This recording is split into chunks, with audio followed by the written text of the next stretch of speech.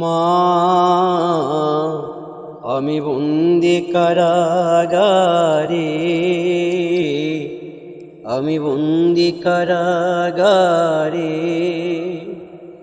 আছি গো মা বিপদে, বাইরের আলো চোখে পড়ে না মা, আমি বন্দি কারাগারে।